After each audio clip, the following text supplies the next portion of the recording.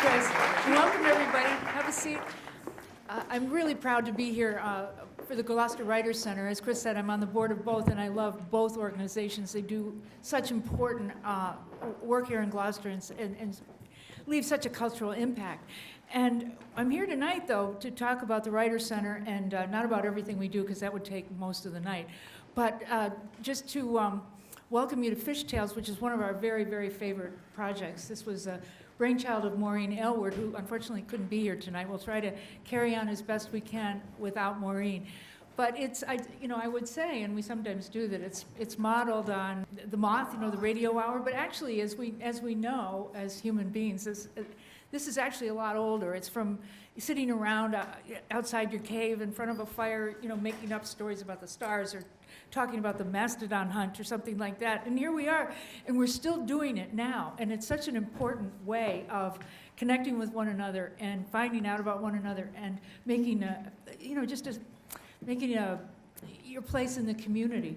Tonight's theme, Beyond Belief, I don't have any idea what anybody's going to say, but I think it's beyond belief to me a bit that people get up the courage to tell their stories, because it's not like we're paying you a lot. Now, first up, we've got Rebecca Ketterer. Now, what's that? No, sorry. Yeah, this is Rebecca's first time with Fishtails, and Rebecca is a genuine United States Marine Corps Marine. I'm impressed. And she's also a former paramedic and an animal rights activist and rescuer, as in horses and dogs and wounded birds and anything that wanders across her path. You can usually find her with her daughters or chickens. And so please, a warm welcome for Rebecca. I just want to say thanks to Beth, who's actually my therapist, who's here tonight, so that's awesome. So one thing she doesn't know about me. Here we go. Well, as my little bio said, I rescue animals. I was in the Marine Corps, I was a paramedic. I've been all over the world, done a lot of crazy things, and this kind of plays into how my whole life story ended up to where I am now. About 13, 14, I started getting into horses, animals, like most teenage girls. I have a horse. This is great. Well, I ended up with one, then I ended up with two, I ended up with three.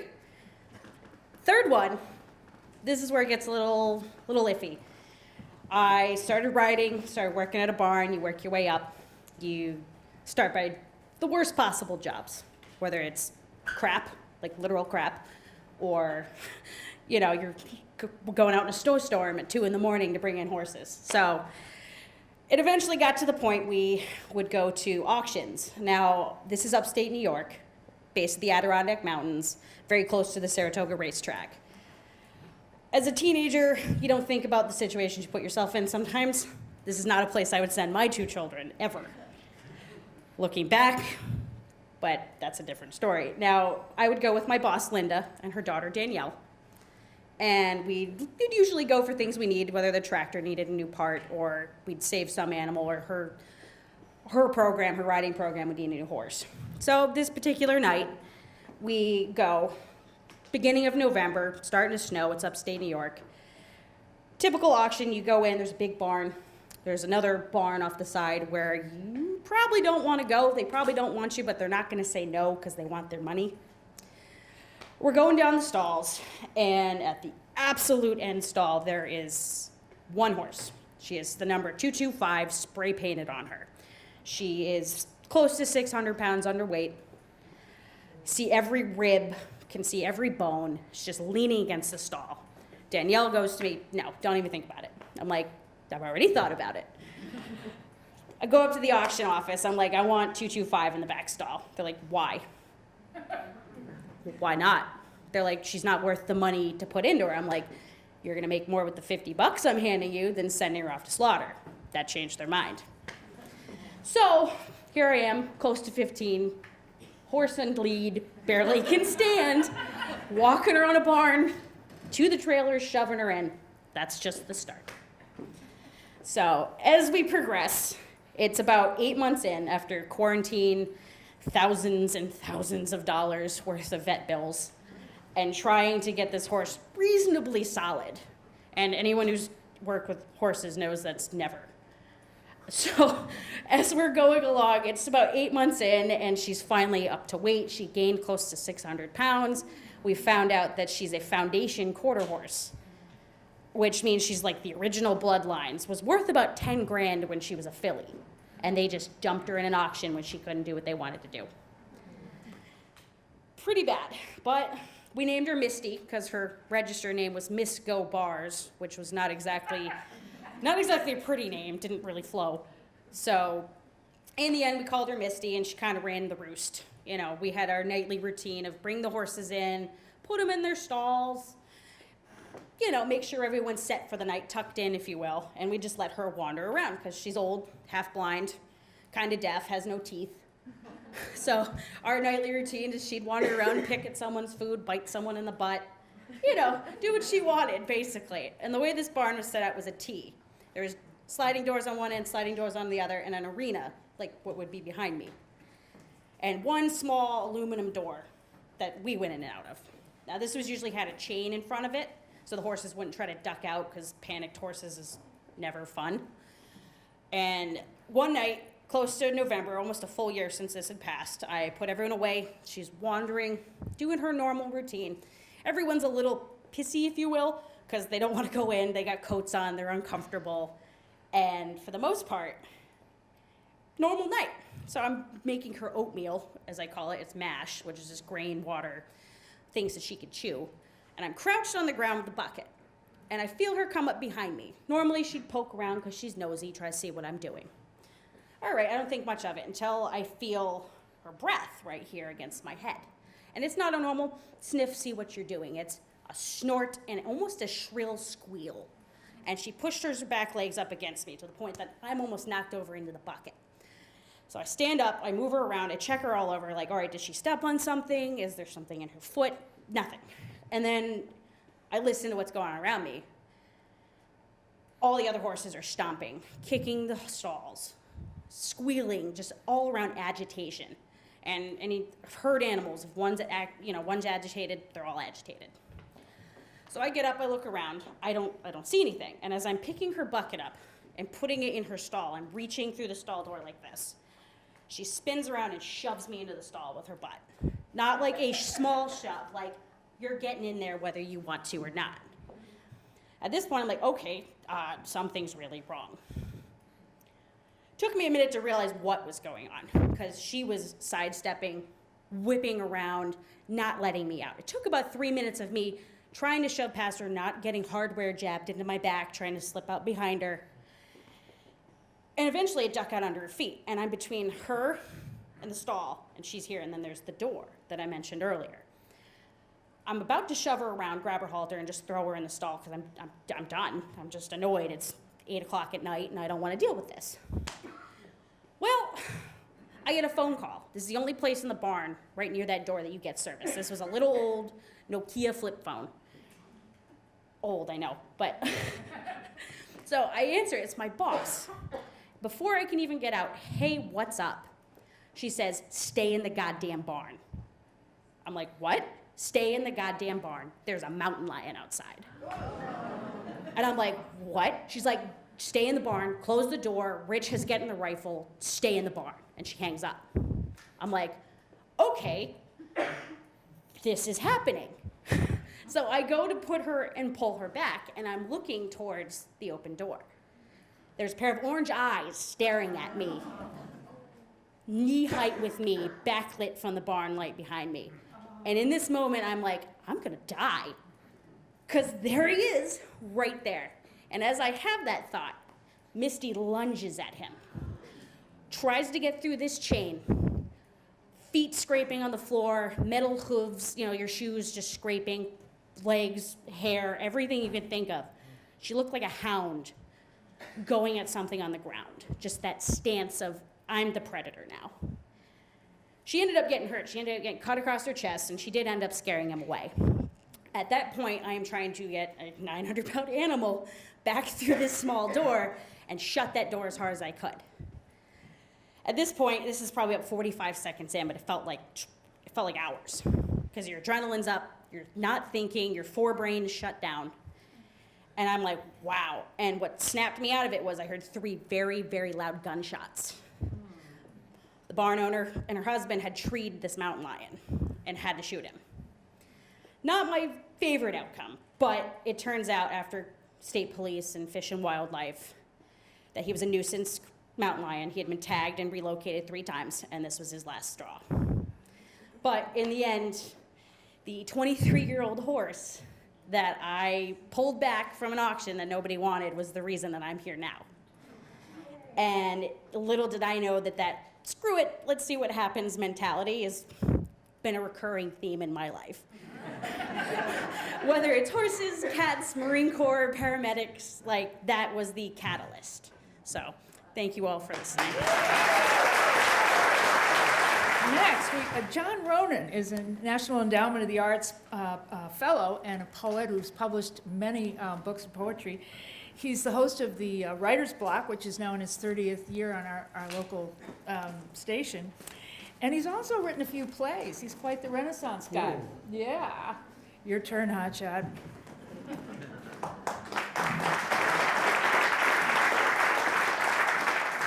Thank you, Mary John.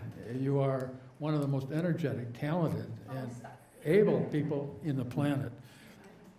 I'm going to talk for a few minutes tonight about squirrels, and in a couple of minutes about one specific heroic squirrel. But I want to explain how I got there.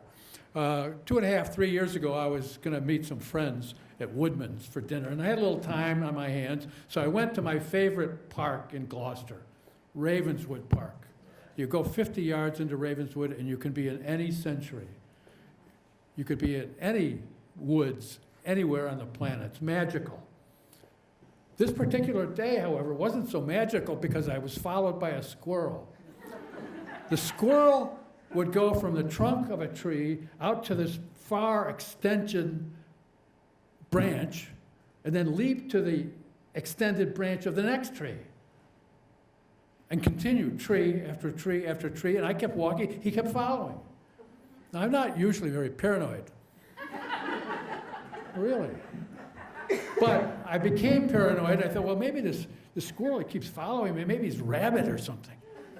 Or maybe, I'm not paranoid, but maybe it's not a squirrel, maybe it's a surveillance device of some sort. So I kind of walked faster and faster. I was getting a little worried, but as soon as I got really tense, the squirrel veered off to the right, a little forward from me, and disappeared. I was greatly relieved. I went back to the calm that Ravenswood Park usually creates. I thought, well, that was silly to worry. He's probably going home. Or he's going in the direction, he's going in the direction of Little River, and there's a variety store down there. Maybe he's got a favorite dumpster or something. Or maybe I'll see him at Woodman's. Maybe he's going to Woodman's. Because he could get across Magnolia Avenue easily. It's a narrow street. He could run, it's not a lot of traffic. He could run across the surface of the asphalt. Or sometimes the trees meet almost above Magnolia Avenue. He could jump from one tree to the other. I thought, well, maybe he's going to Woodman's. Then it dawned on me that he'd have to go past 128. And that's roadkill. He couldn't make it past 128. And I dropped the subject for a few minutes, walking along and getting ready to go out. And I thought, well, maybe he could have gone to Woodman's a long time ago, before 128. Because Woodman's started in 1914, and 128 wasn't even planned for a few years. So there's a window he could have gotten to Woodman's. That made me think that maybe a squirrel going tree to tree could go anywhere.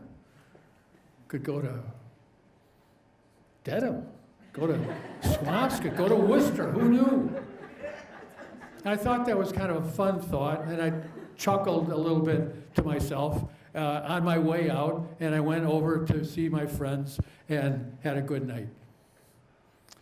2 days later, by accident, I was cleaning out our attic and looking at some chests that I hadn't looked at in years and years and years and years. And by accident, I found an article in an old newspaper about that specific subject, squirrels going from tree to tree. And the name of the newspaper had been torn off, and I don't have the name of the newspaper or the author. There wasn't a byline. But it was very well written and very factual. And I've got to look, because I did not write the article, I've got to look at some cards to make sure I get that author's facts straight. The author pointed out that in the 1840s, the United States was a land of miracles. There was P.T. Barnum's exhibits, there were Mormons, there were hundreds and hundreds and hundreds of miracle cures offered for all the ills in America. At that time, there was one specific squirrel that emerged with a kind of a heroic reputation, which is very, very odd because squirrels are very mellow. They're humble. Squirrels don't even have a collective cute term like a conglomeration of squirrels or an orientation or a big blob of squirrels. There's no term for squirrels. They're just plural, which is disappointing if you know about this specific squirrel. The author said this squirrel had a sly look in his eye. He would look around as if he understood what you were thinking, and he looked intelligent, and suggested that this squirrel, because of his epic adventures, might be called Odysseus or Galahad, if squirrels read and wrote, and if squirrels' taste tended towards the classics. Now, I want to get this fact straight. In September or October of 42, or maybe 43, Galahad, or Odysseus, going from tree to tree, naturally netless because there were no nets, left Gloucester, Massachusetts, and traveled tree to tree to San Francisco, California in 59.4 days. That's about 50 miles a day. And it's easily understood because in that time there were many, many, many more trees. Lots of oaks full of acorns, lots of maples full of whirlybirds and seeds and other food. Also, there were millions of trees that weren't yet destroyed by Dutch elm disease or other invasive fungi. There were American elms and chestnuts. So even in the prairie states, Odysseus or Galahad, where there's a lot of grass, could find trees for transport. And if there were nothing but grass, he could travel along the big rivers like the Missouri or the Big Cheyenne, because there are trees always along the banks of rivers. There was one caveat in here. The squirrel cheated once. He jumped from the backs of buffalo to the back of the next buffalo, buffalo to buffalo to buffalo to buffalo, because there are billions of buffaloes out there, back to back of the buffaloes, and cheated by traveling 20 miles that way near the area that would eventually be Rapid City, South Dakota. But aside from that, it was a legitimate trip. Now, of course, you couldn't do that because of deforestation, because of traffic, because of roadkill.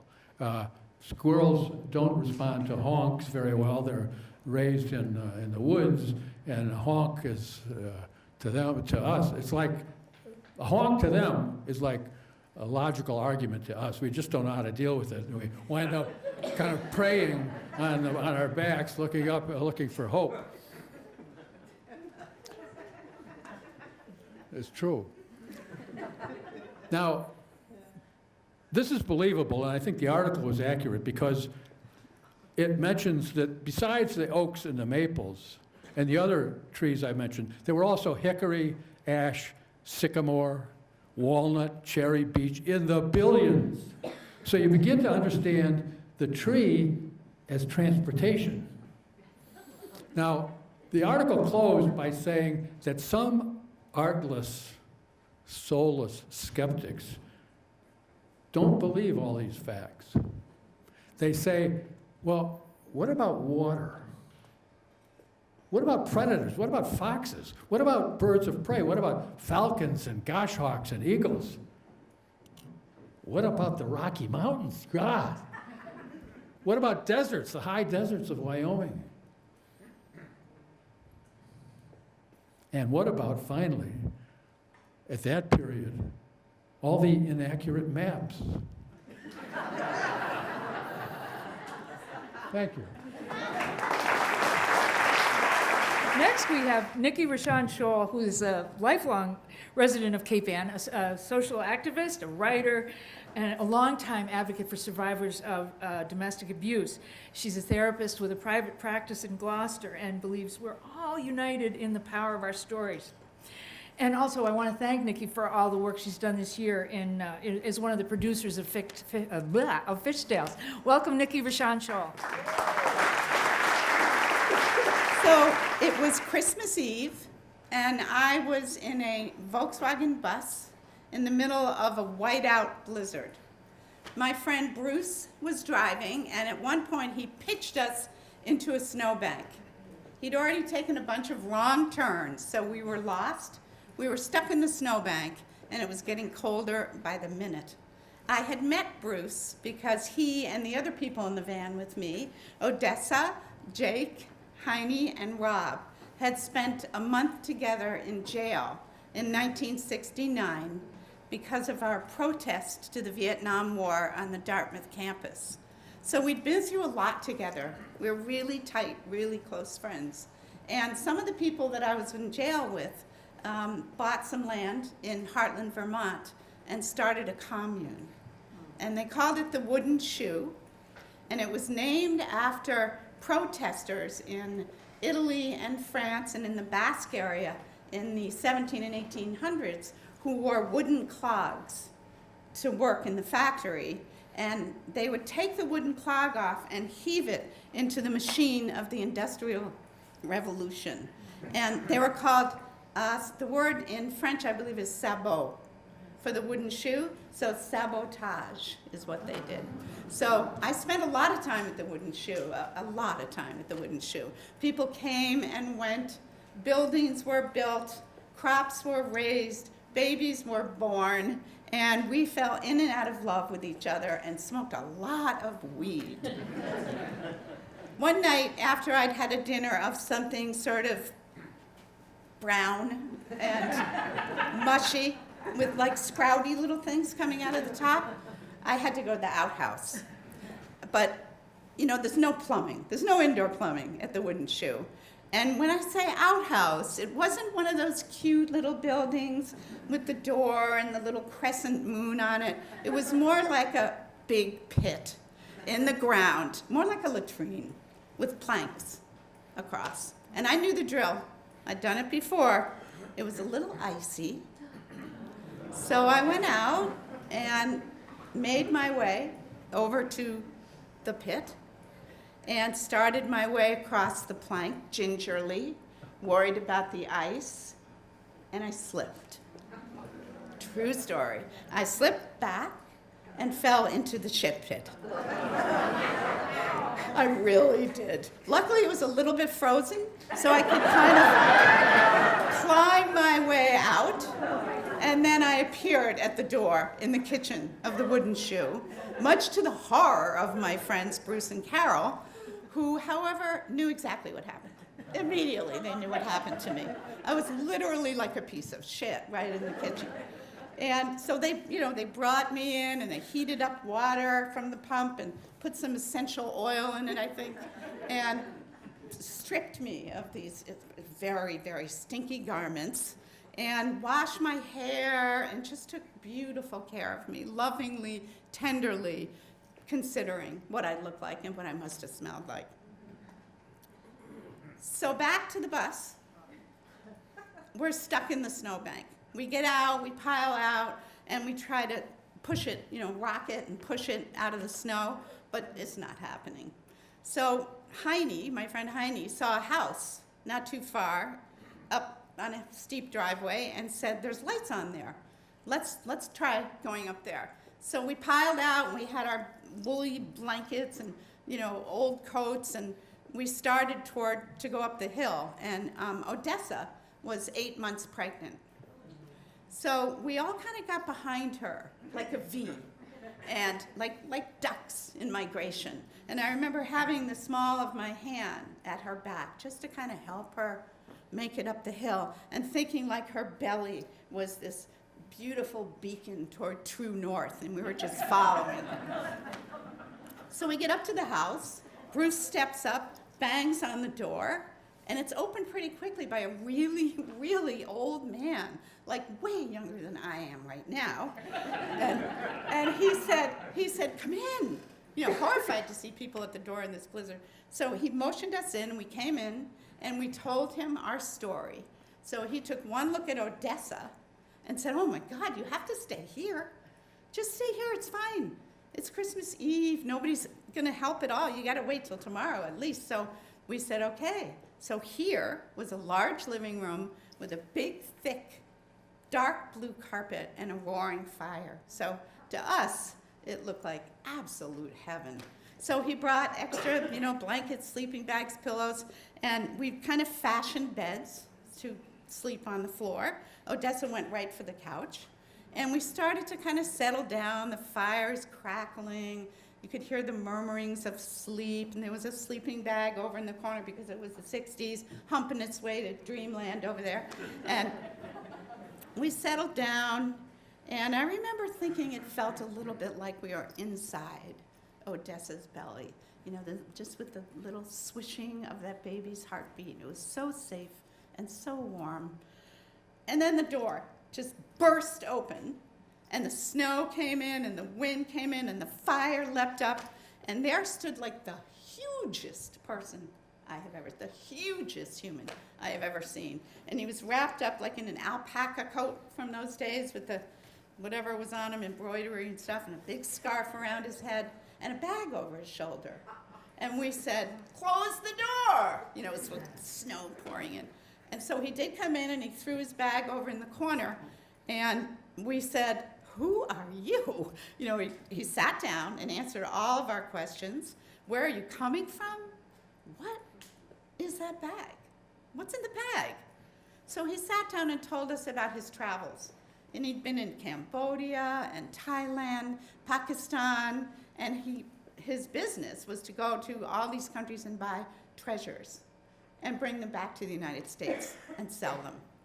So we were just oohing and eyeing and having a wonderful talk with him. And then we got tired finally again, because it was, who knows what time it was still pretty dark, and said, you crashed. He said, well, I'm kind of lost too. I left my red de chevaux down there at the end of the driveway, so, it's okay, I'm gonna sleep here. It's okay. So we sort of settled in, but right before people actually got silent, right before we went into like a really deep sleep coma, he jumped up and he picked up the bag and he held it over his head, and then he was really tall, like even taller, like taller than Lucas Baumgartel. He was so tall. And he said, take whatever you want.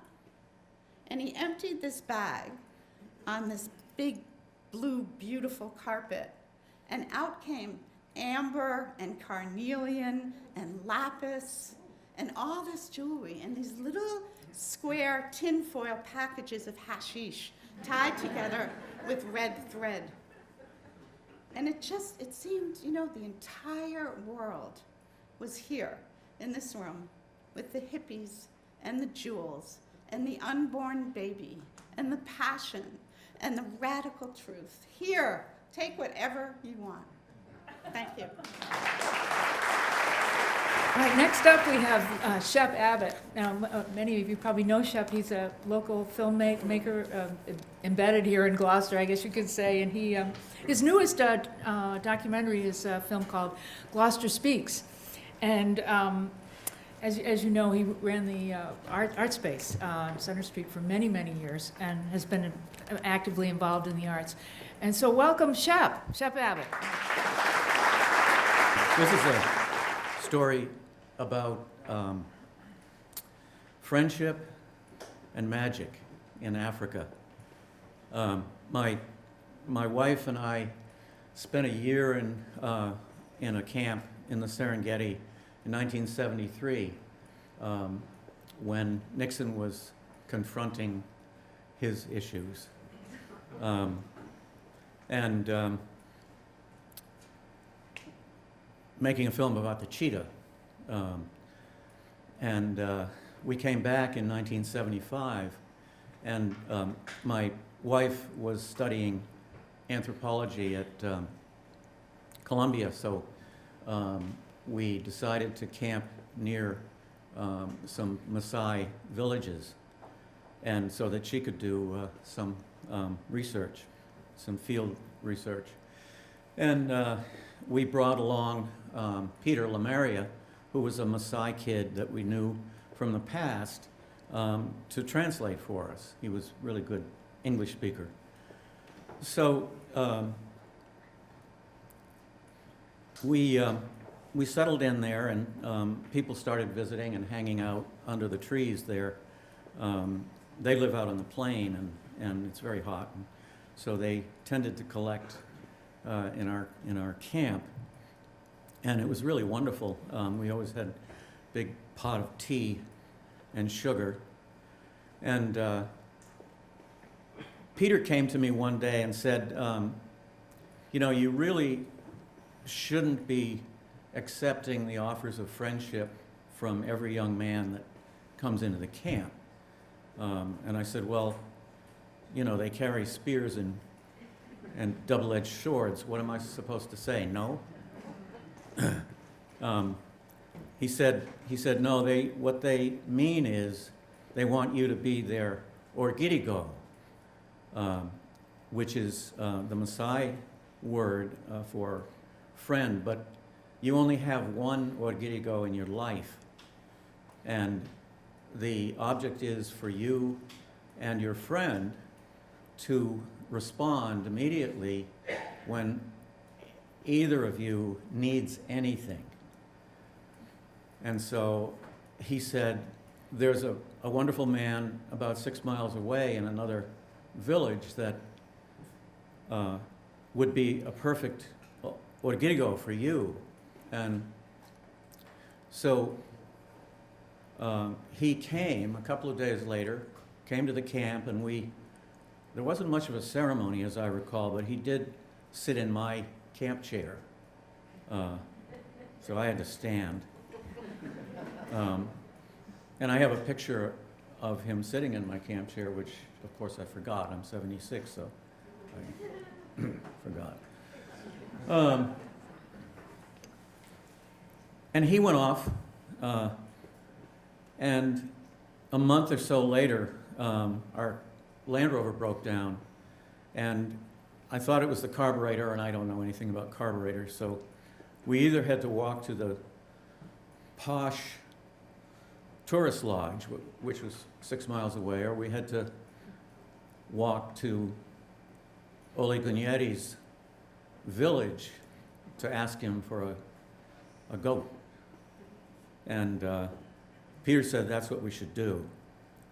So we did. We walked up 6 miles to the village, and everybody was delighted to see us. Gunyeti took us out to his goat herd and picked a goat out for us. And we dragged the goat 6 miles back to the camp. And that's the end of the goat story. The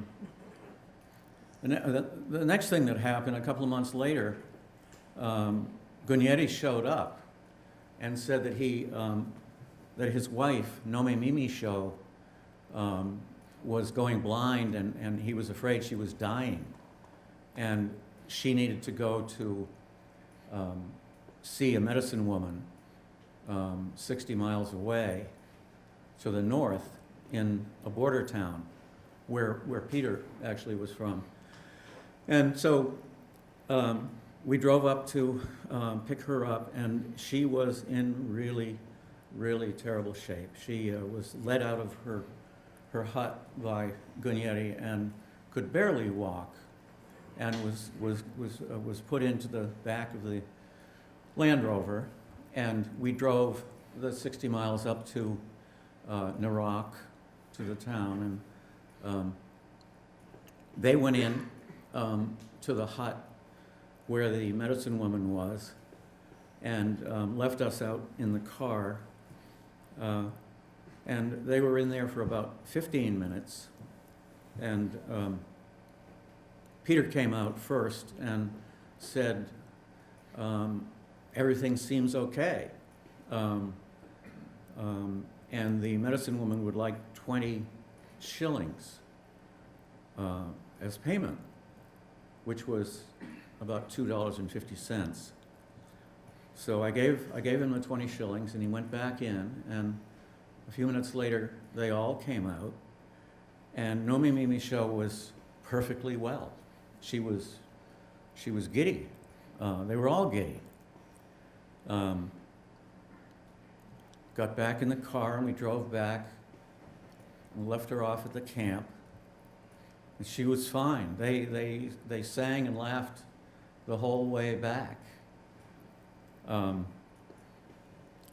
So we got back to our camp, and I wanted to find out from Peter what had happened. And he said that the medicine woman had washed Nomi Mimi Show's face with fresh water and massaged her eyes and removed tiny stones from her eyes and tossed them away. And Nomi Mimi Show felt better. And I said, well, what was her problem? And Peter said, she had looked upon another woman in the village with envy. Thank you. That was wonderful. All right. Now, we lost a great man when Jim Dowd died this past June. And I know we all miss his wonderfully honest observations of the world and of our potential and our failings. And we sure miss his ability to see the humor and the absurd in nearly everything. We miss this guy. And I know we want his dreams to continue on. And so tonight, this is the time when a little organization like ours would use this opportunity to really hammer you to give us some much needed funds. But we're not going to do that. We're going to instead ask you to help support a scholarship that's been set up in Jim's name. I'm really pleased to say we have a special guest tonight. Jim's wife, Bo Abrams, is here. Bo is a fabulous storyteller in her own right, and I'm really hoping she has one about Jim for us, but I'll leave that up to her. She's been a great friend to the Writers Center and to Fish Tales and to all of us here, I'm sure. Welcome to Bo Abrams. I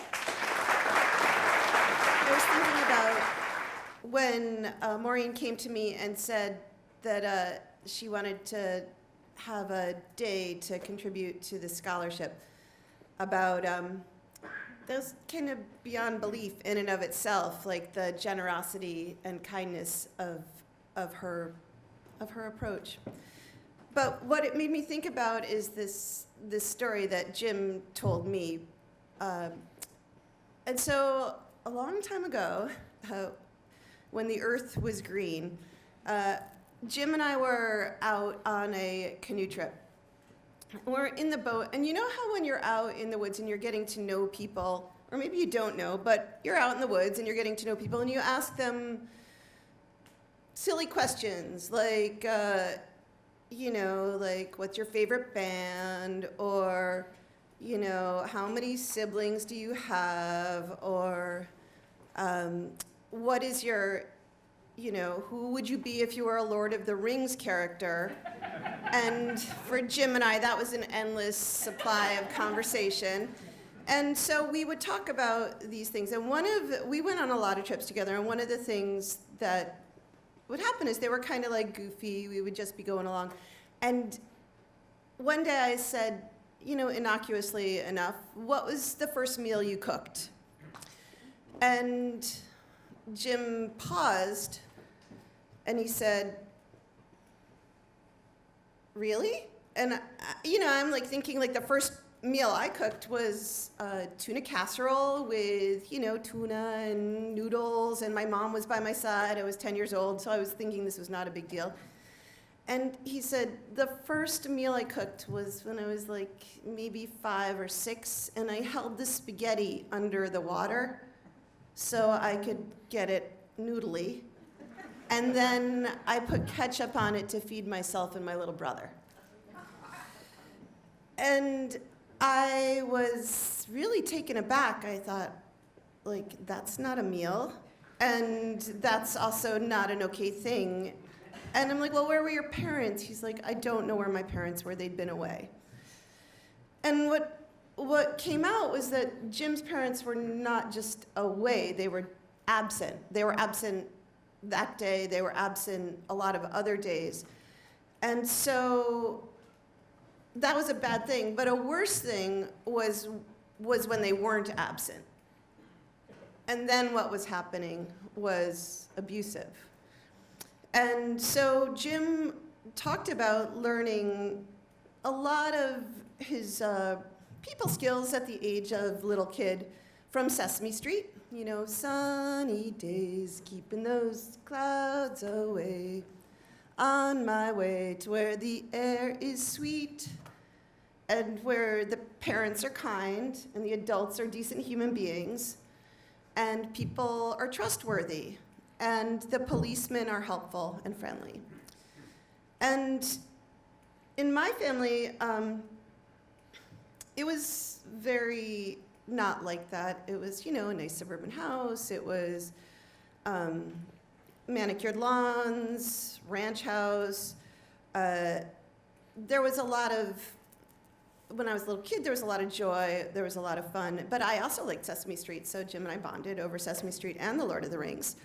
And I was thoughtful about what this guy was doing, where he,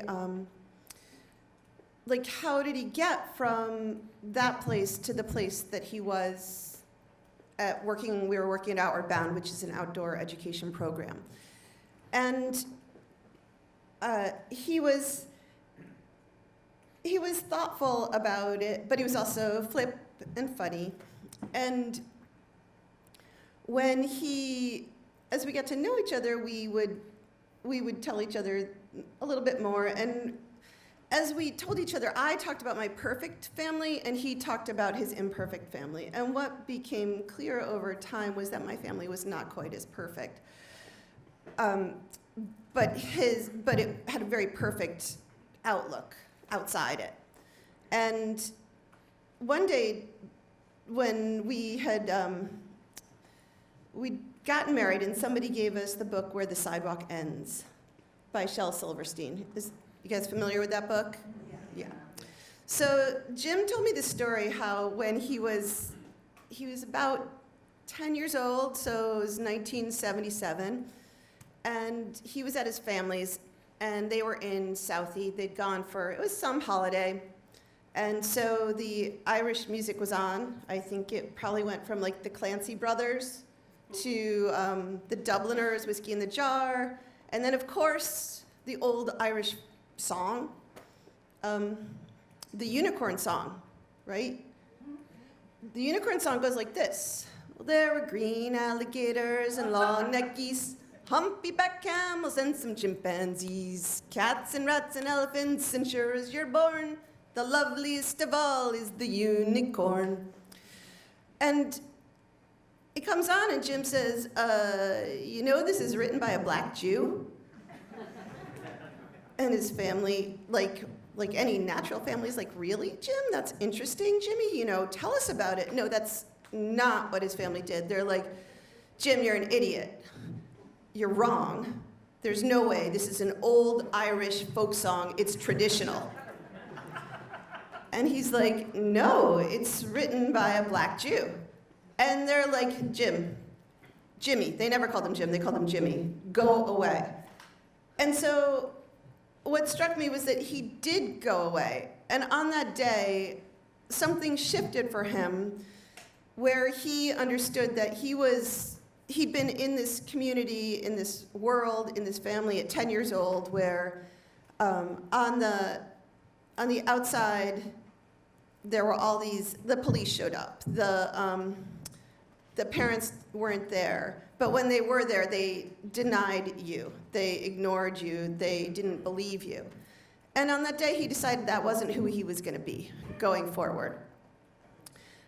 And so what stuck with me and what really was beyond belief for me was that Jim didn't just take this in and like work it for himself. Jim took this in, and what he took away was that you need facts and you need truth and you need to be kind and compassionate. And in showing that to me, he allowed me to help identify the untruths in my own family and the untruths in the world, and then fight for things to be different and better. Thank you. This is the Gloucester Writers Center fish hook, and I'm about to present it to Casey Breton, who's going to be our 2020 storyteller in residence at the Gloucester Writers Center.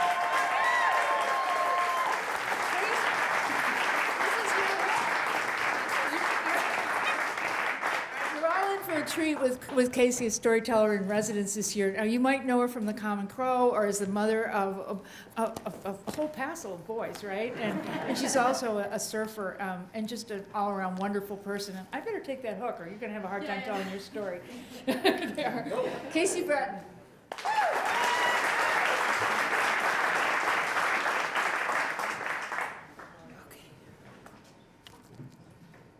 A quick definition.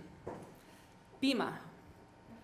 A bima is the raised platform in the sanctuary of a synagogue from which the Torah is read. In Judaism, it's an honor to be called to the bima. So, I don't know about you, but I find that knowing how a story ends helps to relieve my anxiety about where the story is going. So, with that in mind, I'm going to start by telling you that at the end of this story, I will be stumbling upon my devoutly atheist husband, who despises organized religion with every fiber of his being, sitting on the bima on the holiest day of the year, surrounded by an aura of heavenly light, as though the angels themselves dropped him there. I feel better now.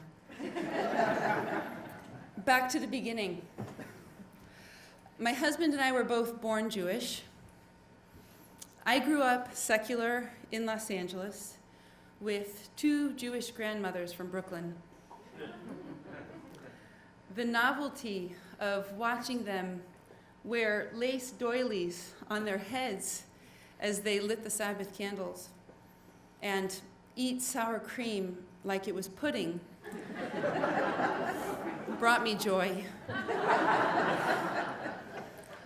For me, being Jewish was like being handed a present from my short, zaftig grandmothers that never went away. There it sat on the living room table, wrapped in a gift box from Bloomingdale's or Macy's or Nordstrom's. I could open it whenever I wanted. It even came with a gift receipt in case I needed to return it. My husband grew up secular in Israel, which basically means he was raised to suspect that anyone who was religious was either corrupt or lazy. For my husband, religious observance was the cheater's way out of mandatory military service, or the surest path to mafia-style bribery scandals involving kosher stamps and millions of shekels. For my husband, being Jewish was being born with a 50-pound weight strapped to his back that he could never remove. It was heavy and burdensome, but life is about thee. Thank you.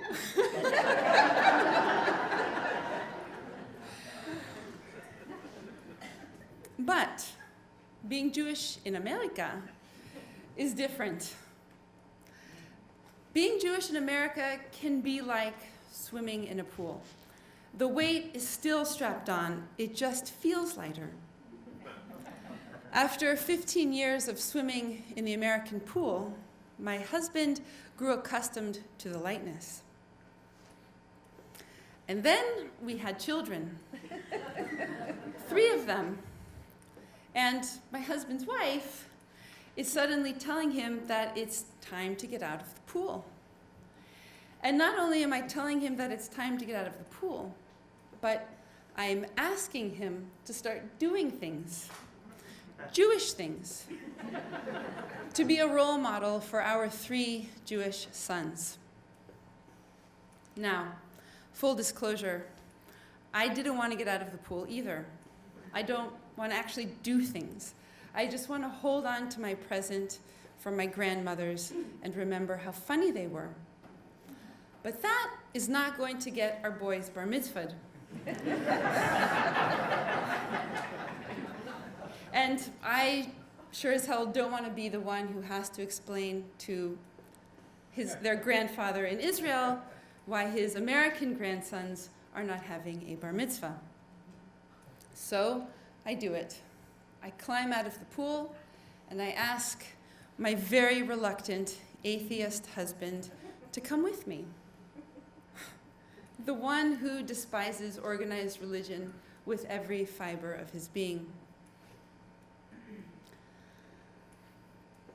We join the congregation. We enroll the kids in Hebrew school. It's different in America, I tell him. You'll see. So now you know the end and the beginning. What happens in the middle? What happens is this.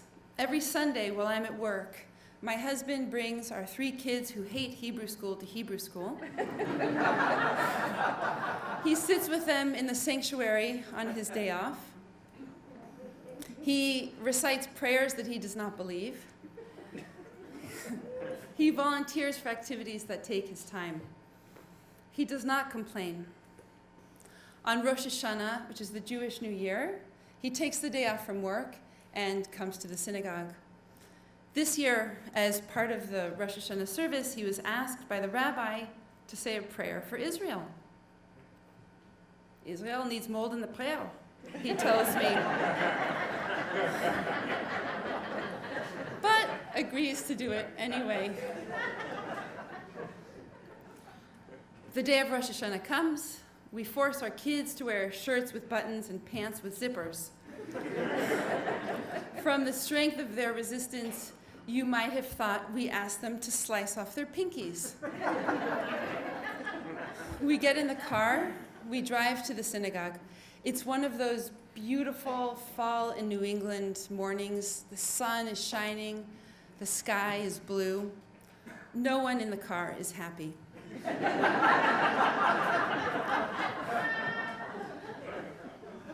Let's say my atheist husband is scheduled to say the prayer at 11 o'clock. At 10:50, he goes upstairs to the sanctuary while I get the kids situated downstairs. 5 minutes later, I tiptoe upstairs to sit with my husband before he says the prayer that he does not believe will work.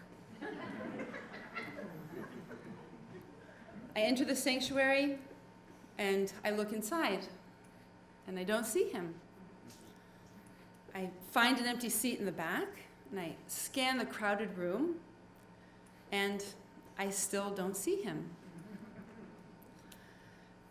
And then I look up to the bima and Mother of God, there he is, sitting up high on the bima for all the congregation to see, the non-believer bathed in heavenly light.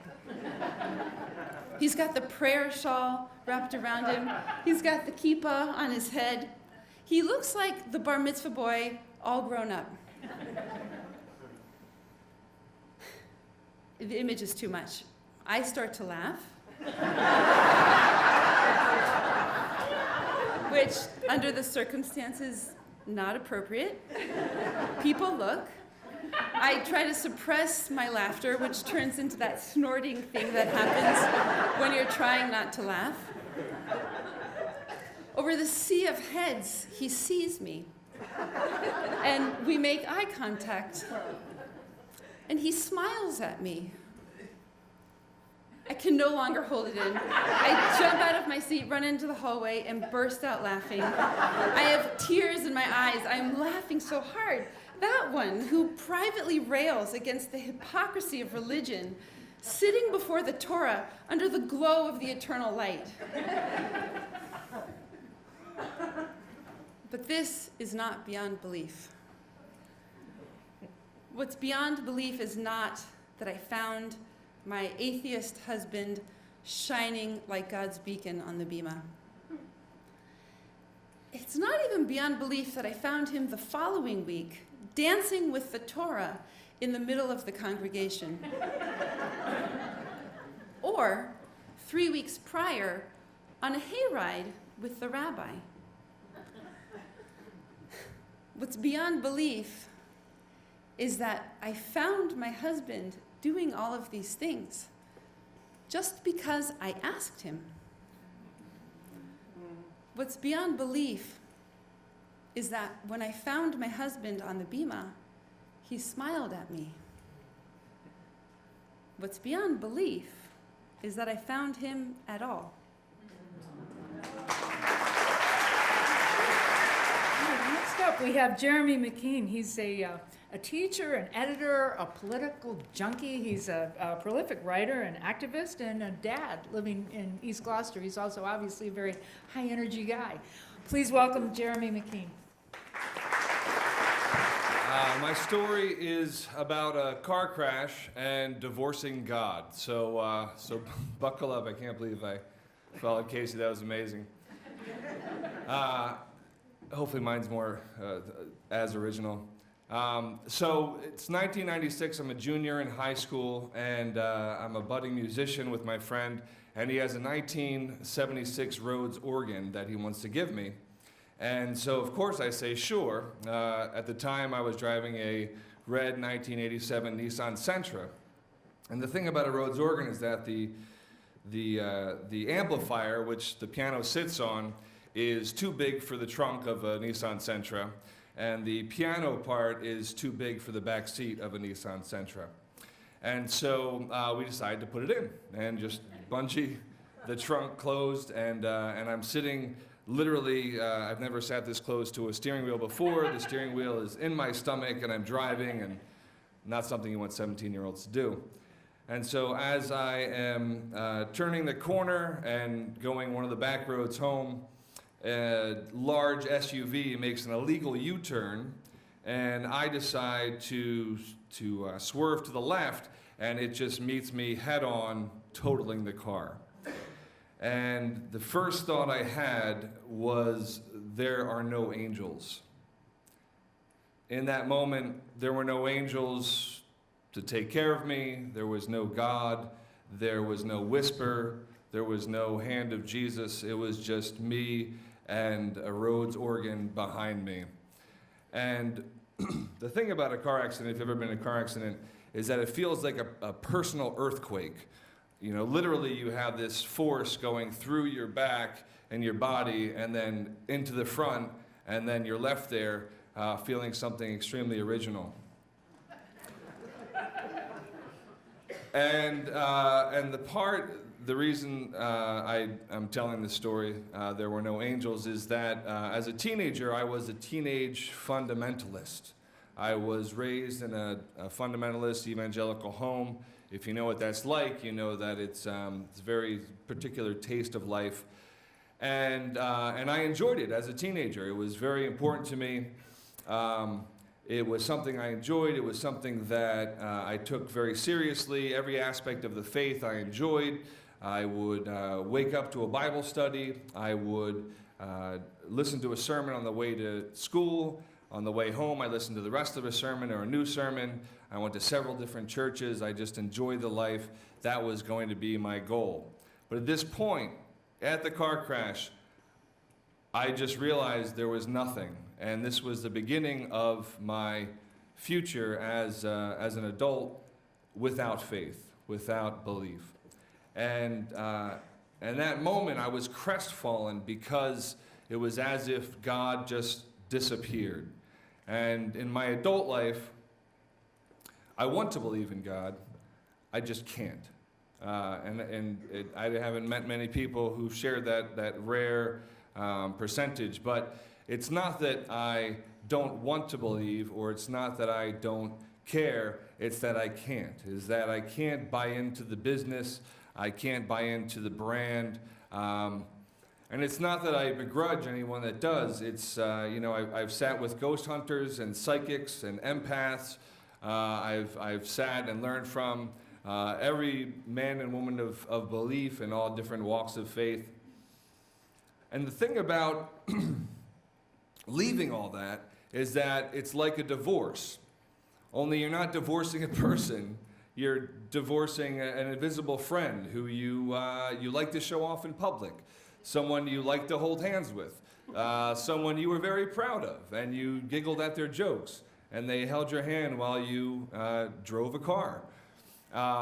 So that moment, I was just sunk into the ground. I was, it's as if the very bottom of the waves just took me under the sand. And so I'm left with this idea that in my adult life, I've seen way too many funerals. I've been in the presence of grandeur and wonder. I've seen my own children born, and I haven't seen God. I haven't seen anything but people and professionals doing their job. I've seen the same wonderful things that you've seen.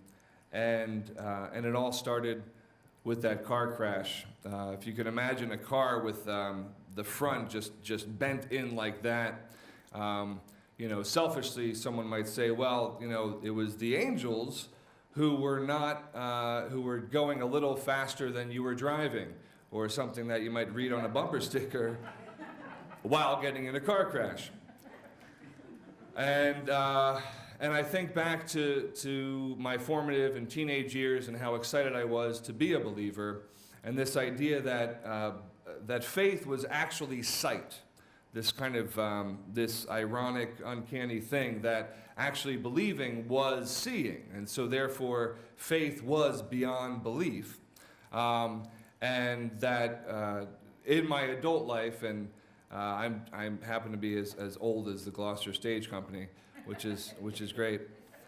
In my adult life, I myself am beyond belief. I would love to believe. I would love to be someone who can easily talk about those things and easily be a believer, but I can't.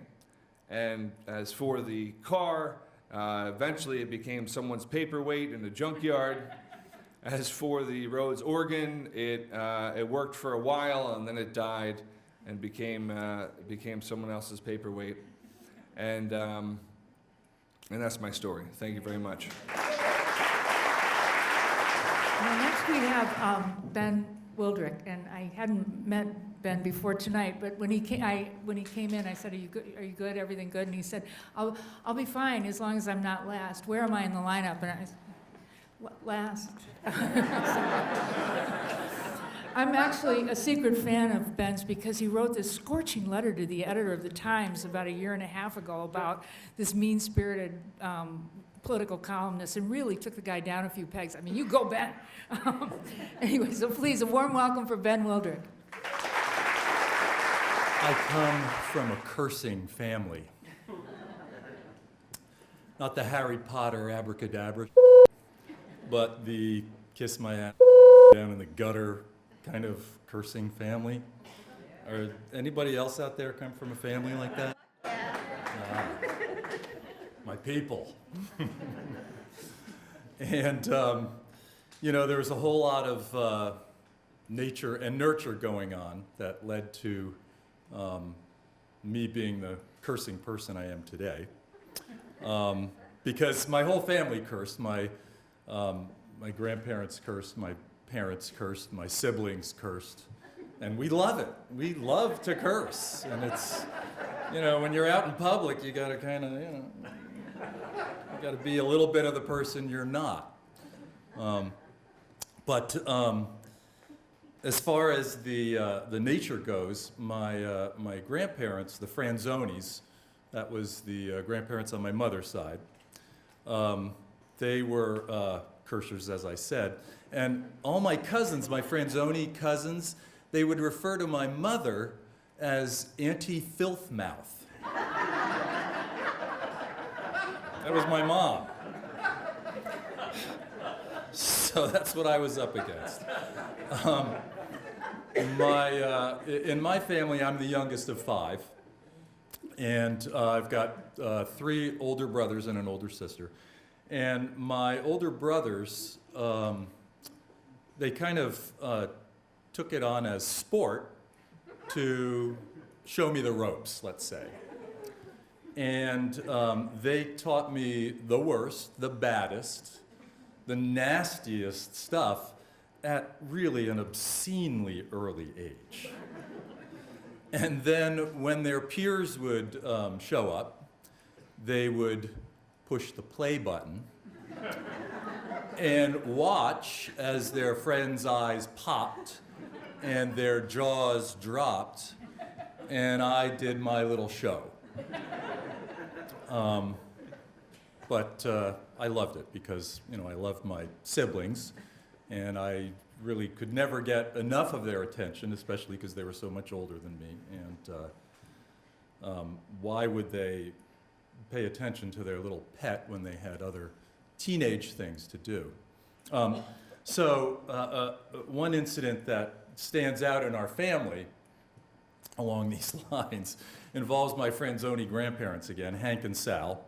And I loved them. They were so much fun. And in fact, Hank was an amazing storyteller. And I spent many hours listening to his stories. But when they would visit us, I got very excited. And I would usually go out and sit on the curb next to our house in anticipation of their arrival. And on this particular day, I was looking forward to seeing them. I guess it had been a while, but I was really psyched. So I went out and I took my seat on the curb, and I waited. And I waited. And I waited. And they were very late. And as they grew later, I grew more and more impatient and a little bit angry. So when my grandparents finally did arrive and they drove up in their car, there was their 6-year-old grandson, his arms raised to the heavens, his fingers extended. As he followed the car they arrived in. 6 years old. So, cursing families have chickens just waiting to come home to roost. And they were roosting all over the place. I mean, we had a rule in our house, no cursing when there was company. Yeah, right. Like that was gonna happen. So, this one particular incident, my parents both didn't entertain a whole lot. They were raising 5 kids. Who the hell had time for entertaining? I guess we were the entertainment. But my mother had invited a neighbor over for coffee on a weekend, midday. What was she thinking? And there she was in our dining room with this neighbor, whoever it was, having coffee and talking their talk. A fight broke out between my 2 brothers upstairs, the 2nd floor, and John was chasing Eric down the stairs, through the hallway, into the dining room, yelling, I'm gonna kick ass, or something like that. I don't even remember what the words were. But what I do remember was my mother's face as the blood drained. And she went ashen. And her hopes drained as well, as she experienced another attempt at reaching out to another educated person in this small eastern Pennsylvania cement town. As those hopes of hers were dashed, so was that attempt at socializing. And I remember what I was feeling as I witnessed this all. I thought to myself, geez, Mom, you that one up.